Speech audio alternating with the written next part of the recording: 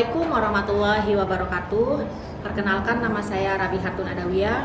Saya salah satu dosen di PG PAUD di Universitas Hamzan Wadi. Saya mengampu mata kuliah perencanaan pembelajaran anak usia dini. Pada mata kuliah ini ada 2 SKS ya untuk mata kuliah kepaudan yang harus ditempuh oleh semester 4 Prodi PG PAUD di Universitas Hamzan Wadi. Adapun mata kuliah kepaudan ini untuk perencanaan pembelajaran anak usia dini, tujuannya yaitu diarahkan untuk mampu merancang dan mengembangkan perencanaan pembelajaran yang sesuai dengan karakteristik, kebutuhan, dan perkembangan peserta didik, dan memiliki produk akhir yaitu berupa dokumen perencanaan pembelajaran, yaitu program semester, kemudian program mingguan, dan program harian. Baik, kemudian capaian dari mata kuliah ini, pada mata kuliah perencanaan pembelajaran, capaian mata kuliah ini yang pertama yaitu menunjukkan sikap bertanggung jawab atas pekerjaannya di bidang keahlian secara mandiri. Kemudian yang kedua, menguasai konsep dan metode penyusunan perencanaan pembelajaran di lembaga PAUD secara sistematis yang diperoleh melalui penalaran dalam proses pembelajaran dan pengalaman langsung. Kemudian mampu menerapkan pemikiran logis, kritis, sistematis, dan inovatif dalam konteks pengembangan implementasi ilmu pengetahuan yang sesuai dengan bidang keahliannya. Mampu menunjukkan kinerja mandiri, bermutu, dan terukur. Mampu menggali dan menemukan langkah-langkah praktis dalam penyusunan perencanaan pembelajaran untuk anak usia dini di lembaga PAUD, baik formal maupun non-formal.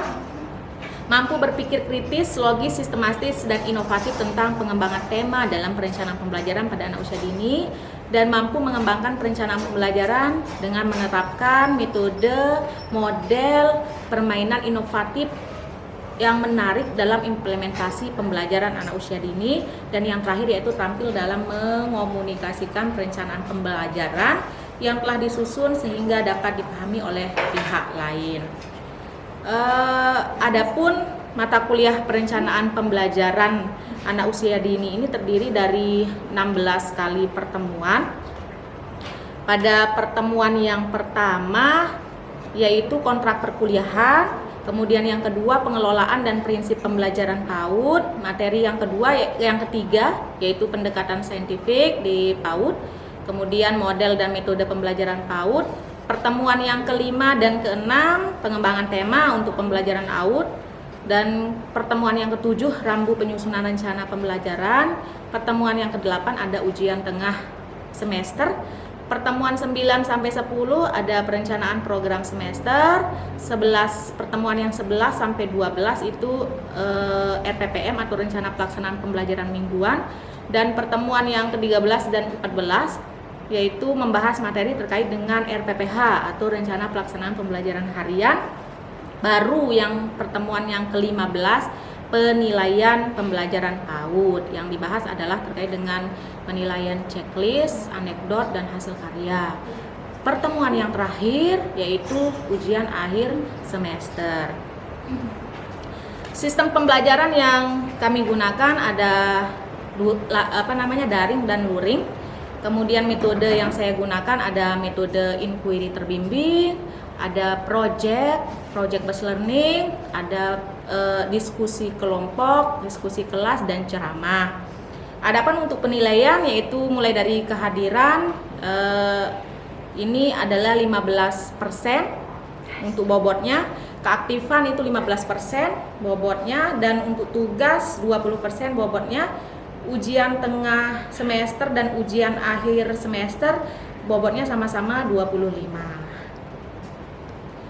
Kemudian referensi yang saya gunakan yaitu dari Direktorat Pendidikan Anak Usia Dini tentang penyusunan perencanaan pembelajaran pendidikan anak usia dini, pengelolaan kelas, pengelolaan pembelajaran, pengembangan tema, penyusunan pelaksanaan, dan penyusunan perencanaan pembelajaran.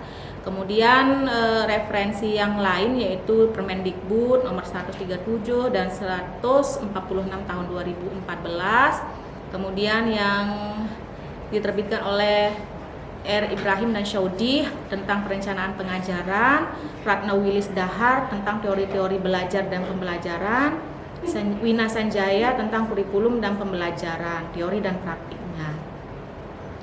Berikut video pembelajaran yang saya tampilkan pada mata kuliah perencanaan pembelajaran dengan materi pengembangan tema untuk PAUD. Assalamualaikum warahmatullahi wabarakatuh. Waalaikumsalam warahmatullahi wabarakatuh. Bagaimana kabar semuanya? Alhamdulillah, luar biasa. Bersemangat, Allahu Akbar. Oke, tetap semangat ya. Sebelum kita lanjut, hari ini MK ya, mata kuliah perencanaan pembelajaran. Minggu lalu juga kita sudah bahas terkait dengan pada mata kuliah perencanaan pembelajaran ini dengan materi pengembangan tema ya. Ya enggak? Iya. Semangatnya mana ini? Kita cek dulu ya semangatnya mana. Siap. Ya, oke. Kita semangat.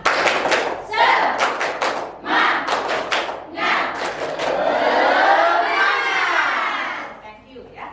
Jadi sekarang kita akan lanjutkan pada pembahasan yang kedua, tapi masih pada pengembangan tema, yaitu presentasi. Saya kemarin sudah kasih project ya, project untuk mendesain, untuk mendesain terkait dengan mapping tema. Ini berkelompok loh ya. Iya. Ya, berkelompok sudah jadi semuanya. Udah. Bagus. Oke.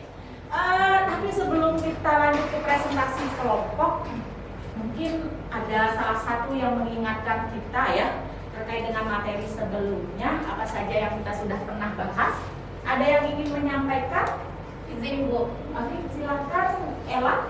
Baik, terima kasih atas kesempatan yang telah diberikan. Di sini saya izin mengingatkan kita semua terkait dengan pembelajaran yang kemarin kita laksanakan, yaitu terkait dengan tema. Jadi tema merupakan payung yang menjadi acuan dalam pembelajaran yang memuat konsep dan muatan pembelajaran yang dirangkaikan dengan kegiatan bermain untuk mencapai status perkembangan anak. Nah, di sini kemarin kita sudah mempelajari bahwasannya ada 4 prinsip dalam menyusun tema tersebut. Yang pertama yaitu dekat. Yang bagaimana dikatakan dekat, yaitu yang dekat dengan lingkungan anak, yang dikenal sama anak. Yang kedua ada menarik. Jadi dalam penyusunan tema itu guru harus kreatif mencari tema-tema atau topik yang menarik sehingga anak dapat antusias dalam pembelajaran. Yang ketiga ada kesederhanaan. Jadi dalam proses kita menyusun tema itu cara menyusun temanya itu harus sederhana supaya anak tidak kebingungan dalam proses pembelajaran. Dan yang terakhir ada prinsip yang keempat, yaitu keinsidentialan. Nah, keinsidentialan ini terkait dengan mengacu kepada hal-hal yang aktual yang didapati oleh anak. Misalnya kemarin kita mendapati ada wabah corona. Nah, di sana kan sebelumnya mungkin di tema pembelajaran kita tidak ada wabah corona, namun karena kita mendapati wabah, maka akan harus digantikan tema yang sebelumnya kita susun menggunakan tema wabah corona. Itulah yang dinamakan dengan keinsidentialan. Seperti itu, Ibu.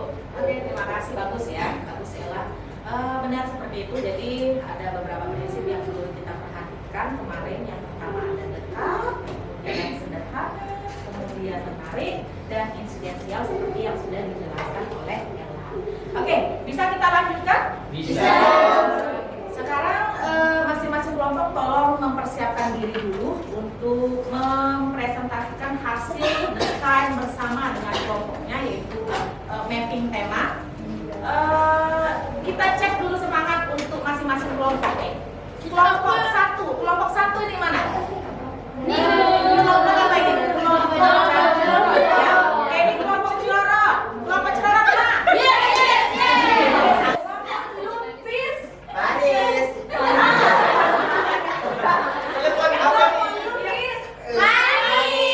Kelompok Kelebon. Kelompok Jajan Tuja.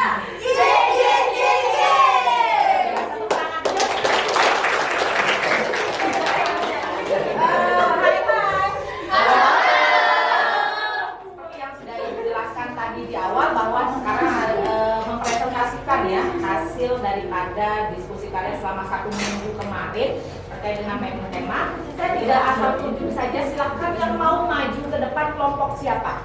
Kelompok Kelebon. Oke, Kelebon. Sekarang kelompok Kelebon salah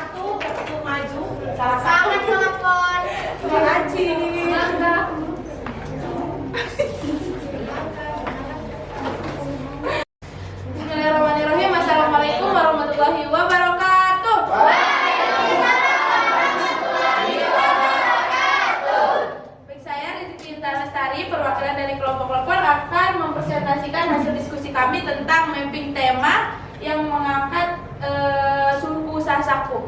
Ini temanya teman-teman, kita ngangkatnya suku Sasaku, budaya yang paling dekat dengan anak di Lombok ini kan suku Sasak ya, karena kita di Lombok ini termasuk suku Sasak. Yang pertama di subtema yang pertama yaitu kami mengangkat tentang permainan khas suku Sasak, di mana subtemanya ada dengkleng, ada permainan benteng, beledokan dan selodoran. Subtema yang kedua yaitu kami mengangkat tentang makanan khas suku Sasak. Subtemanya ada pelecing, cerorot, sate bulayak dan sumping. Nah, selanjutnya di subtema ketiga kami mengangkat tentang tradisi khas suku Sasak, yang dimana subtemanya itu ada nyongkolan, kedua bau nyale, dan ketiga ada perisian. Selanjutnya ada subtema yang keempat. Di sini kami mengangkat tentang pakaian khas suku Sasak. Subtemanya ada lambung dan dodot. Gitu ya. Oke, baik. Sebelum dilanjutkan, mungkin ada yang ingin menambahkan atau yang bertanya terkait dengan apa yang sudah didesain oleh kelompok telepon ya. Oke, silakan. Izin Ibu. Ya. Izin menambah. Oke, jadi sekarang kalau misalnya mau bertanya atau mau menambahkan, bilang izin modus ya. Oke, kita silakan. Silakan. Baik, di sini saya ingin menanggapi dari presentasi kelompok 2. Di sana kan sudah tertera dari subtemanya makanan khas suku Sasak. Mungkin alangkah lebih baiknya kan di sana untuk subtemanya ada pelecing, celoro, sate bulayak dan sumping. Akan lebih baiknya makanan khas suku Sasak itu yang masuk pelecing, kan ada pelecing, terus ada pencok kan di sana. Nah, nanti untuk celoro sama sumpingnya masuk subtema baru. Nanti jajanan khas Sasak. Nah, di sana seperti nama kelompok kita ada cerorot, kelepon, nagasari, nanti bisa masuk di sana. Terus nanti bisa ditambahkan untuk subtemanya minuman khas Sasak. Nah, itu juga penting. Ya, tuak manis itu masuk. Seperti itu. Mungkin nanti bisa ditambahkan untuk jajanan khas Sasak dan minuman khas Sasaknya. Oke, terima kasih masukannya. Tanggapan dari kelompok telepon ada? Ada Bu. Sebelumnya terima kasih kepada kelompok Cerorot yang sudah memberikan saran. Nah, di sini kenapa kami tidak mengklasifikasikan lagi makanan dan jajanannya? Karena alokasi waktu yang pertama, dan ini makanan-makanan ini yang benar-benar khas Lombok dan dekat dengan anak. Jadi anak juga tidak meraba-raba ini apa ya, ini apa, karena memang sebelumnya sudah pernah makan atau pernah lihat gitu sih. Bu, terima kasih. Ditambah dengan minuman khas Lombok apa ya? Makanan minuman khas Sasak apa ya? Tua, tidak jus, nggak bisa lah yang identik dengan budaya. Oke. Baik, terima kasih Rani atas tanggapannya. Mungkin ada lagi yang ingin bertanya dari kelompok lain atau boleh ditanggapi juga dari kelompok telepon juga nanti ya, selain dari Bibi. Izin modus. Oke, izin modus. Oke, ini mau bertanya sedikit saja mengenai mapping yang sudah dibuat. Ini kan perencanaan ya teman-teman. Jadi gimana sih cara teman-teman akan mengaplikasikannya kepada anak-anak seandainya nanti teman-teman turun ke lapangan? Itu aja sih, terima kasih. Oke, pertanyaan yang bagus sekali. Nah, sekarang mungkin ada tanggapan dari kelompok telepon ya.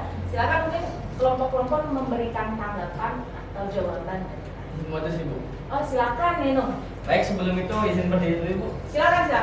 Baik, langsung saja teman-teman. Baik, di sini untuk cara pengaplikasiannya khususnya pada pertanyaan saudari yang ada di sebelah saya tentang makanan khas suku Sasak. Cara pengaplikasian itu anak itu kan butuh yang namanya konkret, sesuatu yang nyata. Jadinya sesuatu, misalkan kita buat program di suatu lembaga itu, misalkan kita buat makan bersama. Contohnya yang pertama, subtema itu plating. Dari sana kita bisa membuat program misalkan hiziban. Nah, melalui hiziban itu nanti kita bisa membuat makan bersama. Kita suruh orang tuanya untuk membawa bahan-bahannya.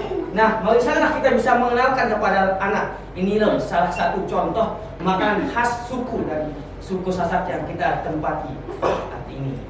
Mungkin hanya itu Ibu. Oke, bagus sekali Eno. Mungkin ada dari kelompok lain yang Izin bisa modus. menanggapi. izin modus Ella. Oke, silakan Ella. Baik, terkait dengan pengaplikasian bagaimana tema suku Sasak itu diterapkan di pembelajaran anak usia dini, bisa kita kemas di akhir. Misalkan ada yang namanya puncak tema, di akhir tema itu kita bisa membuat puncak tema dengan pekan budaya. Nah, di pekan budaya itu bisa nanti kita setting, kita atur, kita suruh anak-anak memakai misal dari pertama di sub tema yang pertama pakaian Sasak, bisa menggunakan pakaian Lampung yang ada dodot untuk yang laki-laki, untuk pakaian tradisional suku Sasak kita. Terus nanti misalnya di pekan budayaku itu kita desain ada namanya misal bazar. Nah, di sana itu di bazar itu bisa nanti ditaruh makanan-makanan tradisional suku Sasak. Contohnya ada pelecing, cerorot, sate bulayak, dan sumping. Jadinya anak bisa langsung melihat oh ini ternyata makanan tradisional gitu. Dan untuk misal di subtema permainan khas suku Sasak bisa kita tampilkan, kita undang salah satu misal grup kecimol untuk ya supaya anak langsung bisa menyaksikan. Jadinya di dalam satu pekan budaya itu sudah merangkup semua sub tema yang ada di tema suku Sasak itu tersebut. Terima kasih. Oke, terima kasih, bagus sekali ya. Mungkin pertanyaan terakhir ya untuk kelompok kelepon. Mungkin ada yang ingin bertanya. Satu lagi dari kelompok ini. Ya. Izin bonus Ibu. Oke, silakan. Baik, terima kasih. Sebelumnya terima kasih kembali untuk kesempatannya. Izin bertanya untuk kelompok telepon ya. Di sini saya ingin sedikit curhat sebetulnya, tapi ada kebingungan yang saya hadapi. Saya sebetulnya sudah ngajar, alhamdulillah, dan sering kumpul-kumpul dengan lembaga-lembaga lain. Dan yang saya lihat untuk mapping temanya itu ada persamaan antara satu lembaga dan lembaga lain. Tidak ada spesifik yang berbeda, tidak ada yang khusus di satu lembaga dan lembaga yang lain. Secara nasional gini ya, apakah pertanyaan saya ini, apakah memang disamakan atau bagaimana seperti itu? Terima kasih. Terima kasih, pertanyaan yang bagus sekali. Mungkin ada tanggapan dari kelompok telepon ya sebelum yang lain menanggapi. Ada tanggapan dari kelompok telepon? Izin bonus Bu. Ya, silakan Sukia. Izin berdiri. Ya. Oke. Baiklah, di sini saya akan menjawab pertanyaan dari saudari yang sebelah sana. Di sini kan dalam penyusunan tema itu ada 4 prinsip yang perlu kita perhatikan. Yang pertama di sini dekat dari anak, yang dimana di dekat dari anak ini bisa kita sesuaikan dengan lingkungan di sekitar anak. Nah, yang kedua di sini ada sederhana. Jadi dalam penyusunan tema itu harus sederhana kita buat. Nah, yang ketiga ada menarik. Nah, dalam penyusunan tema ini tentu saja yang perlu kita perhatikan juga menarik untuk anak. Jadi ketika menjalankan tema ini anak tidak mudah bosan gitu atau menarik gitu. Yang terakhir ada insidensialan atau sesuai dengan kondisi pada saat itu. Mungkin hanya itu yang saya sampaikan. Assalamualaikum warahmatullahi wabarakatuh. Waalaikumsalam warahmatullahi wabarakatuh. Baik, jawabannya yang menarik. Saya rasa sudah cukup dulu ya untuk diskusi atau presentasi dari kelompok telepon kecerit nih. Silakan, mungkin ada ditutup dulu oleh kelompok telepon. Bisa kembali ya. Ya, baik, terima kasih atas segala masukannya teman-teman. Nanti akan kami perbaiki, semoga bisa jadi pelajaran untuk kita semua.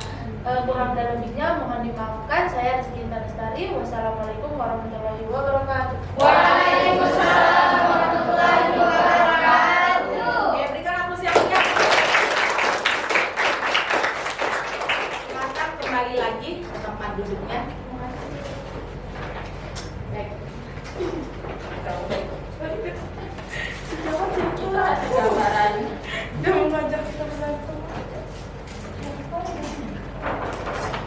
Oke, demikian ya untuk materi pada hari ini, pembahasan materi pada hari ini. Saya ada beberapa kesimpulan dulu sebelum kita tutup. Jadi saya juga pernah mengalami hal yang sama. Saya juga pernah menemukan hal yang sama seperti yang ditemukan di lembaganya atau di satuan khususnya di Lombok Timur. Saya malas NTB. Saya kebetulan pada waktu itu ada kegiatan visitasi di lembaga PAUD pendidikan anak usia dini, dan yang saya temukan memang rata-rata, ini memang tidak semua ya, memang tidak semua, tapi rata-rata lembaga PAUD itu mengembangkan atau menyusun tema itu sama, senasional. Malah ada yang menyontek, dalam arti ini ada yang copy paste dari luar, mengenalkan, mengunjungi, misalnya ya, mengunjungi kereta api.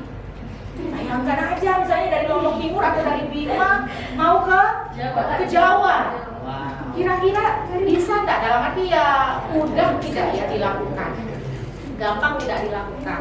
Itu saya temukan juga fenomena yang seperti ini, bahwa pengembangan tema itu sama antara satu lembaga, satu satuan dengan satuan yang lain. Padahal kalau kita kembali dengan prinsip tema yang tadi, ada yang empat itu, yang pertama dekat, kemudian ada yang menarik, sederhana, dan insidensial. Dekat ini maksudnya kan berarti dekat dengan lingkungan kita, lingkungan anak, lingkungan sekolah, bagaimana keadaan alam, kemudian karakteristik anak bagaimana, budayanya bagaimana, ya sesuaikan dengan budaya. Bagus sekali sudah tadi mempresentasikan, memasukkan atau mendesain mapping tema dengan budaya lokal. Perlu itu. Karena itu masuk kepada karakteristik kita juga. Kita dekat dengan budaya kita, perlu mengenalkan budaya yang ada. Jadi, kenapa kita harus sesuaikan dengan kondisi supaya kita juga ada target ya. Nanti di dalam perencanaan kan itu ada tema-tema yang sudah kita susun. Kemudian dari tema ini, sekali lagi tema itu bukan tujuan, tapi merupakan payung atau jalan kita lah menuju untuk menstimulasi perkembangan anak usia dini, yang perkembangan dari 6 aspek itu. Ya, jadi lebih bagusnya yaitu kita sesuaikan dengan kondisi kita. Misalnya kondisi lingkungan kita ada di dekat pantai nih, kita buat aja tema dengan pantaiku yang indah. Atau lingkungan kita ada di persawahan, sawah, kita buat dengan tema sawah. Nanti ada subtemanya sesuai dengan kondisi apa yang akan dilakukan di sawah itu. Gitu. Atau kita punya ciri khas budaya nih. Apa itu ciri khas kita? Dari segi permainan banyak sekali ya. Kemudian dari segi makanan dan minuman, dari segi pakaian, semuanya itu bisa dimasukkan supaya terlihat ciri khas kita juga. Nyambung dengan prinsip yang 4 tadi. Demikian ya. Kira-kira dipahami? Alhamdulillah. Baik. Saya rasa cukup untuk hari ini pembahasan terkait dengan pengembangan tema. Sudah habis 2 hari, bukan 2 hari tapi 2 kali ya, 2 minggu, 2 pekan. Maka untuk minggu depan kita bisa lanjut kepada penyusunan daripada perencanaan pembelajaran. Ya, perencanaan pembelajaran terkait dengan program semester, program mingguan, dan rencana harian. Karena teman-teman sudah membahas terkait dengan metode pada minggu-minggu yang lalu, kemudian pengembangan tema,